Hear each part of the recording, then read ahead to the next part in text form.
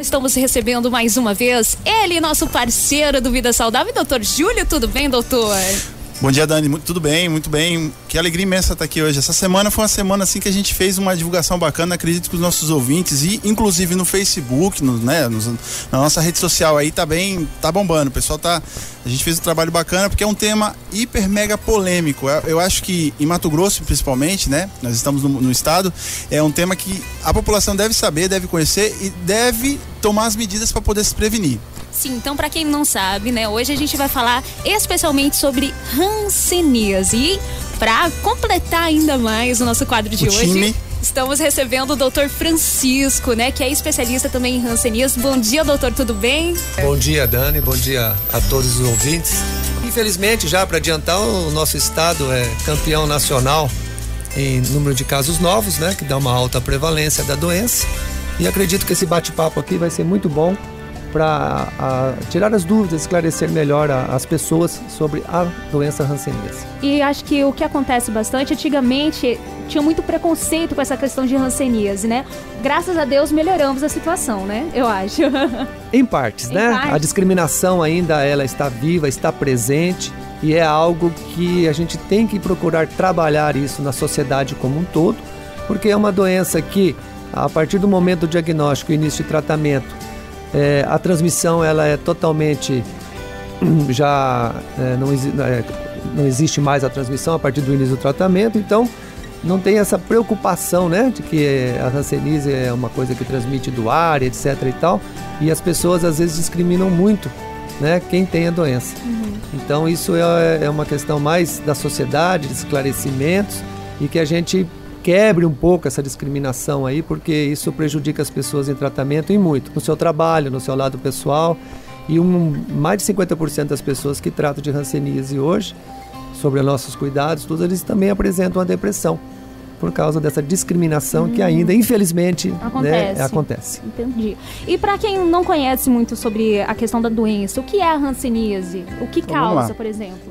Bom, essa parte acho que é, para mim, a parte um pouco mais aprofundada, eu vou passar para o professor. Bom, a hanseníase, como a gente sabe, né, é uma doença infecto-contagiosa. Antigamente, com o nome, né, a gente chamava lepra. Né? Se a gente voltar um pouquinho na história, a gente vai para a Bíblia lá, o pessoal aproxima do tempo de Jesus saiu curando as pessoas que eram leprosas, tal, né? Questão religiosa. Mas a gente também fala de Roma também, com aquele tempo, de todas aquelas pessoas que sofreram sobre a lepra, naquele momento fala da lepra e depois a hanseníase, né? É uma doença infecto-contagiosa que transmite através do ar. Porém, depois, uma vez que ela se instala dentro do corpo, ela começa a dar problemas, né? Com perda de sensibilidade da sensibilidade no caso da pele, e também alteração do sistema nervoso, dos nervos, né? Ademais também de afetar, com a evolução, outros órgãos, né? É transmitida geralmente por uma bactéria, o Mycobacterium leprae, né? Também conhecido também como bacilo de Hansen, onde ele infecta então as células, no caso principalmente as células do sistema nervoso, causando esse problema, no caso que é a hanseníase. Entendi. E, doutor, como é que é a transmissão do vírus? Geralmente a transmissão é assim, professor, é de paciente para paciente, de paciente infectado. É importante a gente lembrar, o professor vai falar sobre isso também, que é uma pessoa que estuda bastante isso, que nem todos os pacientes, no caso que uma vez que estejam infectados, eles podem transmitir, mas muitas vezes não manifestam a doença, né, assim? E é transmitido de pessoa a pessoa, né, professor? Bom, a transmissão, ela é especificamente pelas vias aéreas superiores, ou seja, são nossas gotículas de saliva. Então é uma transmissão diferente de uma tuberculose, por exemplo, que a pessoa dá uma tossida num ambiente fechado e praticamente quem estiver com o sistema imunológico deficiente ou for mais suscetível, vai sair dali com a probabilidade de ter a doença tuberculose. A hanseníase precisa de um tempo maior de contato, então não é um único abraço, um beijo, alguma coisa que vai transmitir. Então isso aí geralmente é de núcleos familiares ou de vizinhanças próximas, que a amizade faz com que haja um encontro diário, né, onde como é saliva, né, vias aéreas superiores, então assim tem a questão do chimarrão na nossa região, né? Tem questão de, por exemplo, nas antigas madeireiras, existia aquele bebedouro com aquele copo de alumínio único, que todas as pessoas ali tomavam água naquele mesmo copo. Então aquela pessoa transmissora fazia o uso daquele copo e as outras, né, as suscetíveis acabavam ficando doentes. E é importante frisar, como o Dr. Júlio falou, é uma doença milenar. Então nós temos registros históricos comprovados de mais de 5.000 anos dessa doença presente. Então esses 5.000 anos, ela já fez uma seleção genética natural na população mundial. O que acontece? 90% das pessoas se tornaram geneticamente já com defesa contra a hanseníase. E 10% ficou suscetível à doença. Então os doentes, né, eles estão nesses 10% da população. Porém, mas é tão pouco. É pouco, mas infelizmente quando a gente acha uma pessoa no núcleo familiar que está doente, todos os seus contatos têm que ser avaliados de 2 a 5 anos. Por quê? Porque nesse período, se elas estiverem contaminadas, os primeiros sintomas aparecem entre 5 a 10 anos, depois de ter o contato com o bacilo. Então não adianta a gente tratar somente aquela pessoa doente e deixar de lado os seus contatos, ou fazer uma única avaliação e falar, olha, está livre. Não é assim. Nos próximos 5 anos tem que ser acompanhado semestralmente os contatos daquela pessoa que tratou de hanseníase. Essa é o principal motivo hoje de não se estabelecer uma diminuição no número de casos da doença. Porque daqui 4 ou 5 anos, alguém dessa família, que também será suscetível, vai ficar doente. Então é importante, se alguém foi diagnosticado na família, todo mundo fazer o seu exame. Os contatos todos, sem exceção. E não é porque nessa primeira vez deu negativo que ela está livre, né? Nós temos que fazer esse acompanhamento semestralmente, quer dizer, 2 vezes ao ano, durante os próximos de 2 a 5 anos, né? Isso vai quem determina esse 2 a 5 anos é o grau da pessoa doente, se ela já é transmissora ou não e assim por diante. São vários critérios, mais técnicos do que, né, outra coisa. Então é importante frisar, toda pessoa doente em tratamento ou que teve algum familiar em tratamento tem que ser avaliada no período de 2 a 5 anos.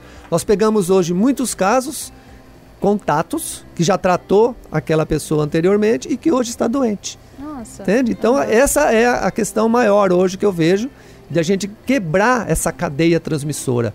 É avaliar contatos e tratar os contatos muito antes de se tornar um doente mais grave ou transmissor. Importantíssimo, então, frisar isso, né? E Exatamente. Como seria a questão dos sintomas da hanseníase? Isso é importante a gente comentar também, porque, claro, nem tudo que a gente vê, que a gente sempre fala que o principal sintoma que a gente tem, geralmente, são as manchas, né?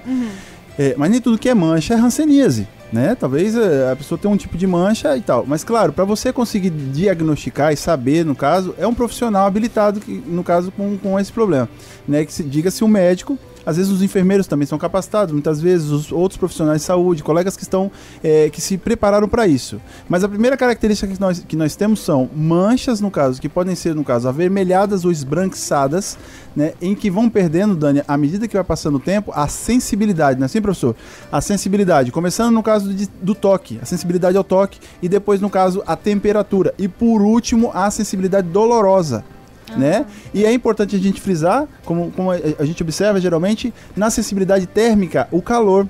A pessoa, por exemplo, quando a gente faz o teste, a gente coloca, no caso, o tubo de ensaio, né, que geralmente está com água quente, e a pessoa demora para dar uma resposta. Dependendo do grau e a velocidade da resposta, a gente já avalia um problema. Outra coisa que a gente também observa, Dani, e é importante a gente comentar, são dores também. A gente tem pessoas que estão em tratamento muitas vezes por outros diagnósticos, dores no ombro, por exemplo, dor nas costas, perda de força nas mãos ou nas pernas, entendeu? E que faz um tratamento e não resolve.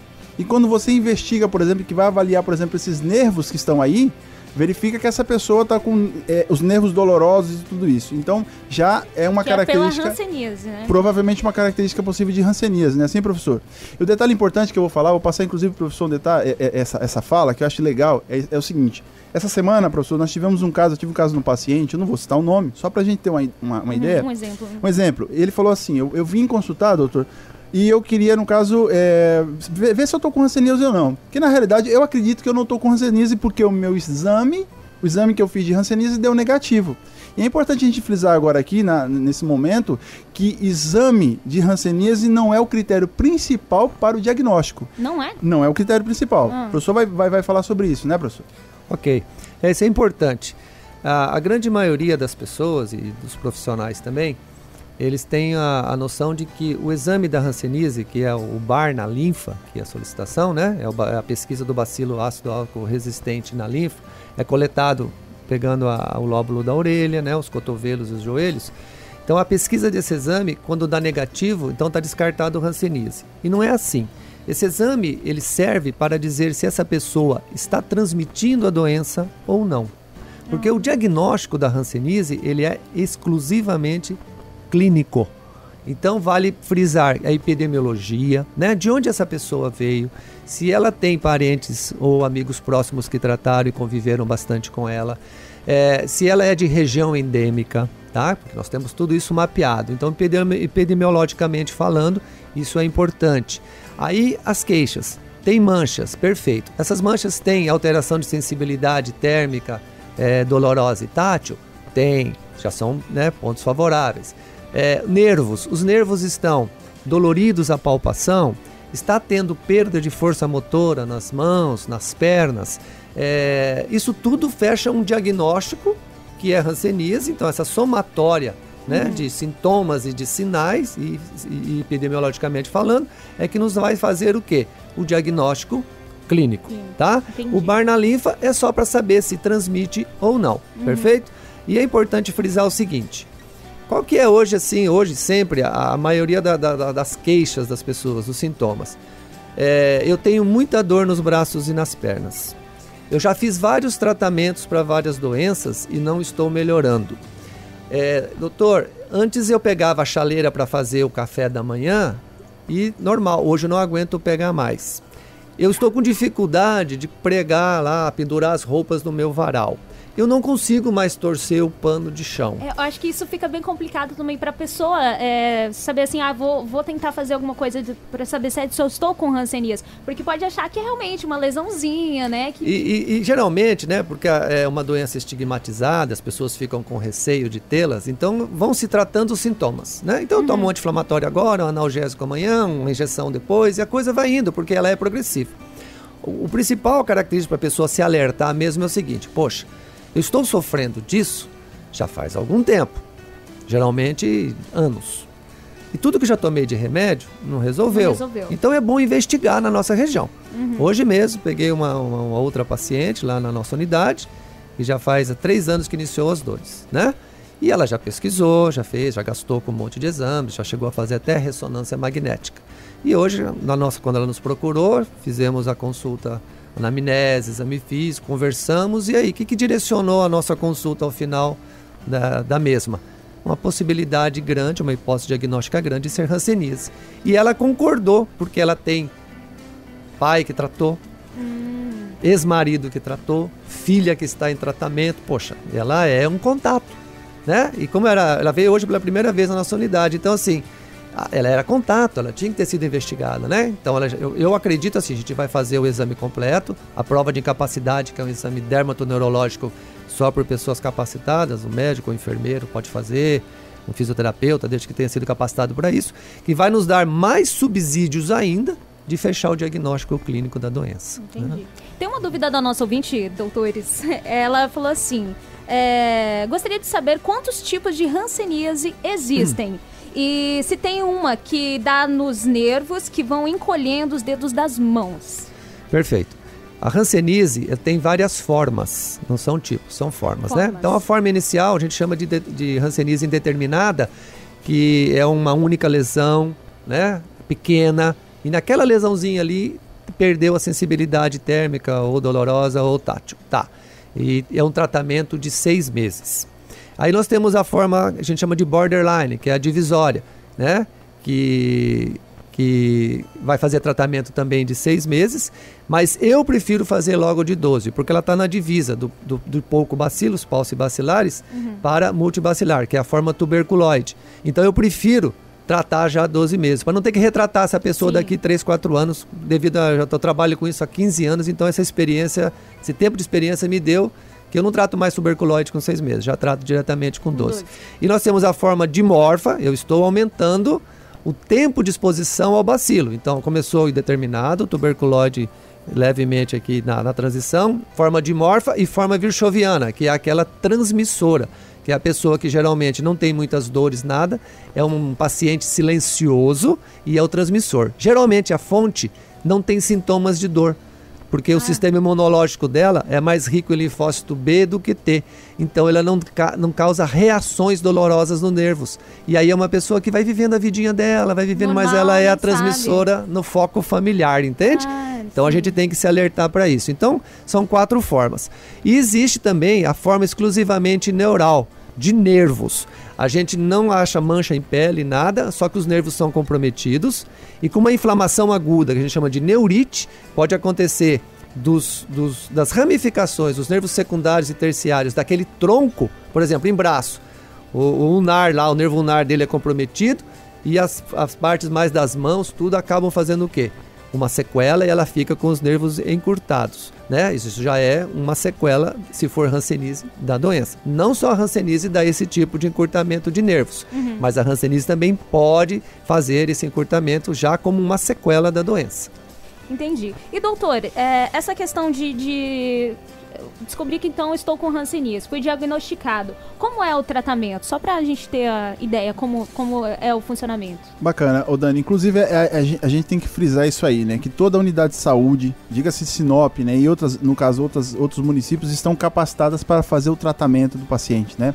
Às vezes a pessoa fala assim, não, preciso de uma referência. Claro que às vezes alguns pacientes a gente manda para referência, mas muitas vezes o médico que está na atenção básica, que foi, como o professor falou, devidamente treinado, ele está capacitado a fechar o diagnóstico e começar o tratamento.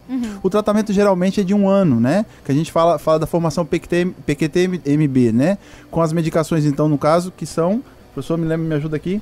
Tá. Nós temos uma dose supervisionada, né, que vai tomar na frente da enfermeira, que é a dose que a gente faz o controle, se essa pessoa está realmente fazendo o tratamento corretamente ou não. Importante frisar, o segmento desse tratamento ele é mensal mesmo, então todo mês tem o dia certo de pegar o seu remedinho, a sua cartela. Quando pega a sua cartela, nós temos lá a dose da dose supervisionada, que é de rifampicina, dapsona e mais a clofazimina. Ela vai tomar essa medicação em número de 6 comprimidos na frente do enfermeiro. E ela leva para casa uma cartela com 28 dias, com 2 comprimidinhos por dia. Então terminou o 28º dia, no 29º ela vem novamente, toma outra dose supervisionada, que inicia então o 2º ciclo de tratamento. E por aí vai até o 12º ciclo, né? Existem nesse intervalo de tratamento de 12 meses, essas formas mais dimorfas, por exemplo, elas são muito reacionais. Então vai ter muita neurite reacional, que são as dores nos nervos, né? Dores nas articulações, né? Como artrite e tal, por isso que faz o segmento mensal, não é apenas dar o remédio e vai tocando a vida, né? Então a avaliação é feita. Importante também, quando eu falei agora há pouco da PI, da prova de incapacidade, né, que é o exame dermatoneurológico, nós fazemos ele no início do tratamento, com 3 meses, 6 meses, 9 meses e no final do tratamento, para saber o quê? Ficou sequelado? Sim ou não?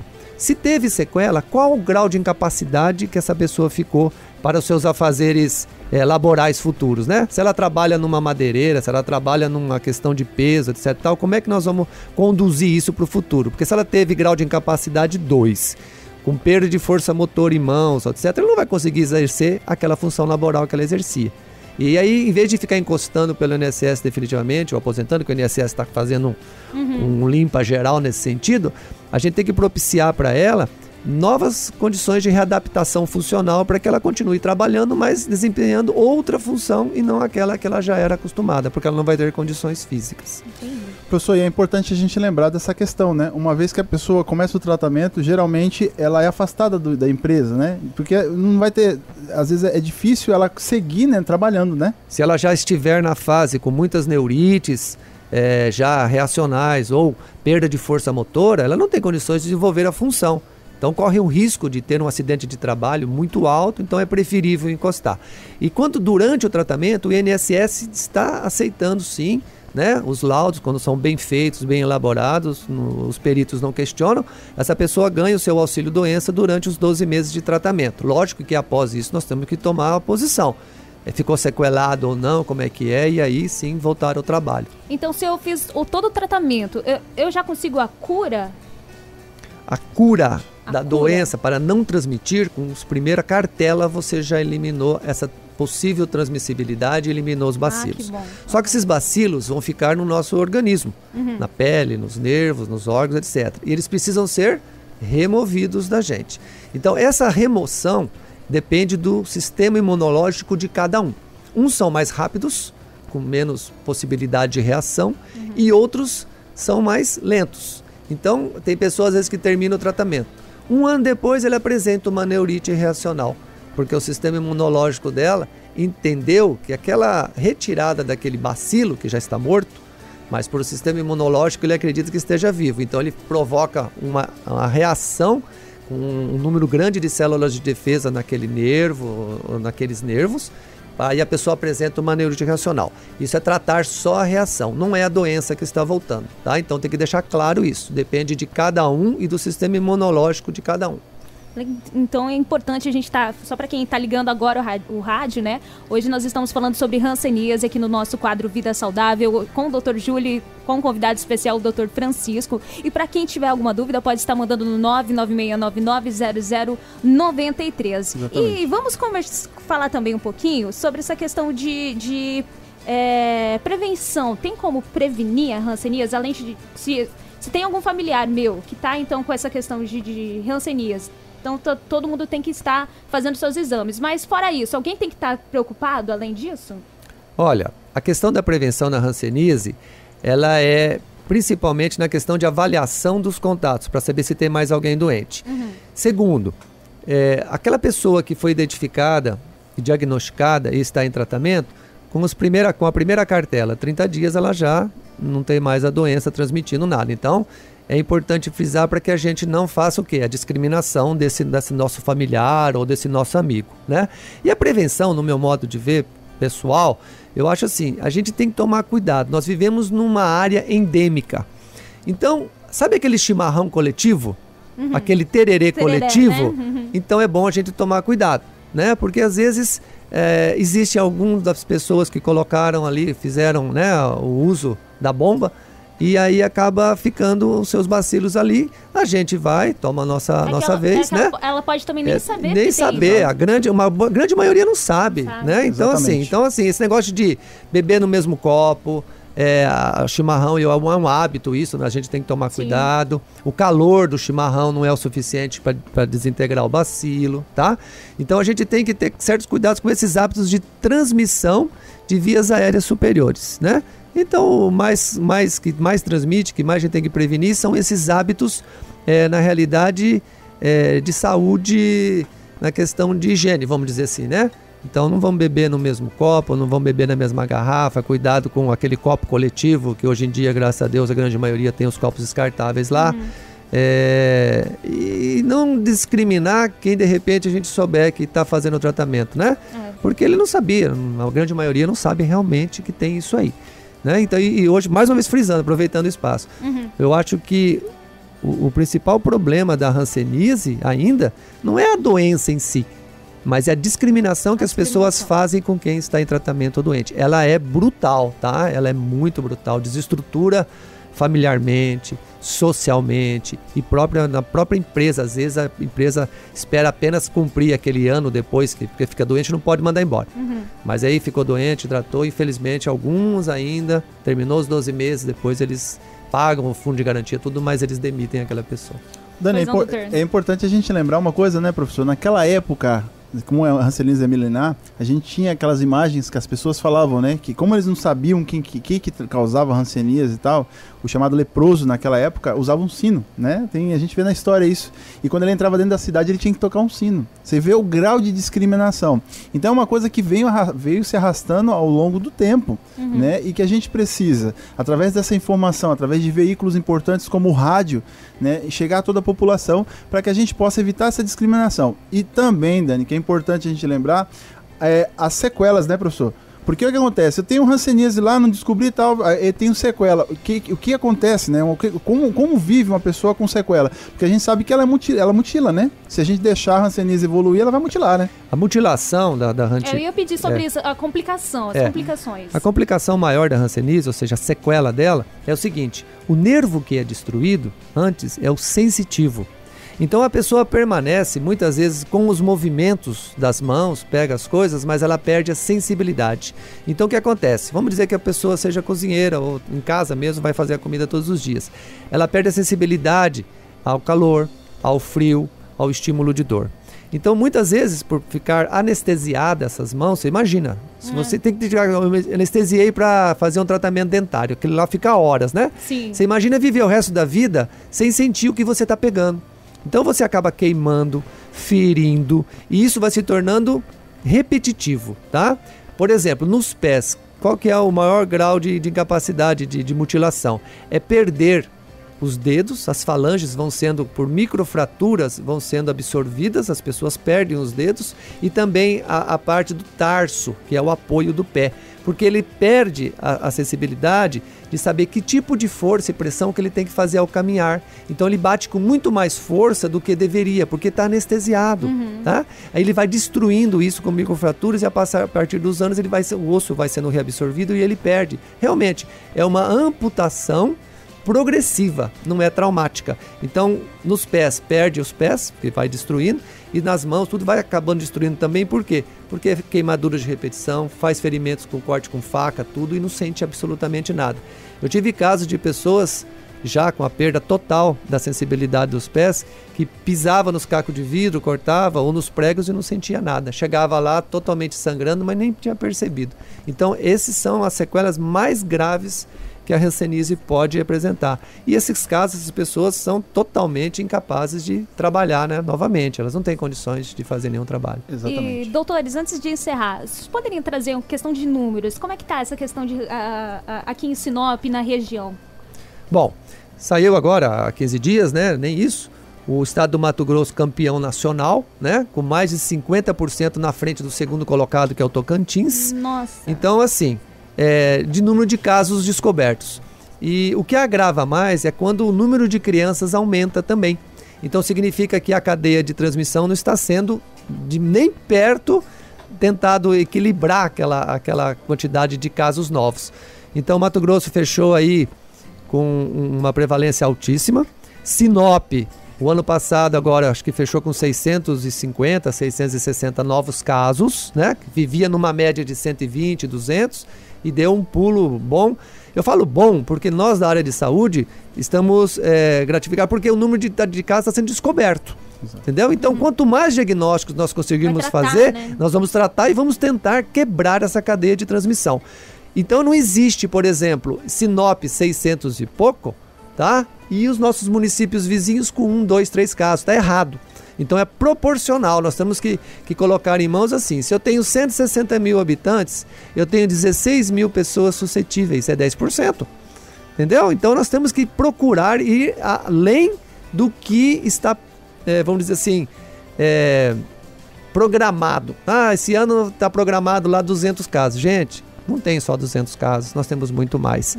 E esse número de 650, 60 aqui em Sinop no ano 2017 se deu graças à residência médica que foi implantada, e esses 20 residentes médicos do município foram capacitados para isso e aprofundaram e aumentaram o número de diagnósticos. Sabe aonde? Vou voltar àquela fala anterior aqui para terminar a minha fala. Nós começamos a realmente avaliar todos os contatos. E o caso índice, que é o primeiro da família, começou a dar 2, 3 casos por família. Então nós aumentamos nosso número de diagnósticos. Só um exemplo aqui que virou prêmio municipal, prêmio estadual, e foi um trabalho realizado por um dos nossos residentes. Nós pegamos uma pessoa já de idade, que foi o caso índice, e avaliamos os 68 contatos dela. Desses 68 contatos, 25 eram doentes e não sabiam. Nossa, então gerou um trabalho bacana, que ganhou premiação, tudo. Então, frisar, o contato é a maneira mais rápida que a gente vai encontrar de diminuir a transmissibilidade e ir baixando o número de casos conforme os anos foram passando. Bacana. É isso aí. Então tá aí, muitas informações com certeza sobre esse assunto que é muito importante, que realmente vale a pena nós estarmos abrindo espaço para discutirmos e, claro, levar a informação para os nossos ouvintes. Quero agradecer mais uma vez ao Dr. Júlio, Dr. Francisco aqui pela participação e por esclarecer e poder acabar também um pouco com esse preconceito que a hanseníase tem, né? Exatamente. Dani, eu quero agradecer também em especial ao Dr. Francisco, eu chamo de professor com muita consideração, no caso no ramo da medicina a gente tem esse respeito, né? E pela experiência de vida, de trabalho também, por trazer uma informação tão importante. Eu acredito que com maestria, no caso, que é uma pessoa que tem muito tempo aí trabalhando em si, trabalhando e nos ensinando, né? A pessoa que se dedica bastante a nos ensinar também, a nos formar para fazer isso. Eu sou um dos residentes, no caso, que está nessa linha de frente em combate à hanseníase e, claro, vamos fazer um trabalho bacana. Mandar um abraço especial a todas as pessoas que nos escutaram, as que nos estão também pelas redes sociais também. Professor, suas considerações, por favor. Quero agradecer a oportunidade, eu acho que é um assunto altamente relevante, né? Não é só porque é o mês roxo, janeiro, isso são os 12 meses, né, do ano que a gente tem que se preocupar e combater isso. E aí, nossa rede municipal aí, né, nossas unidades básicas estão à disposição, as pessoas procurem, agendem uma consulta para fazer uma avaliação, é importante.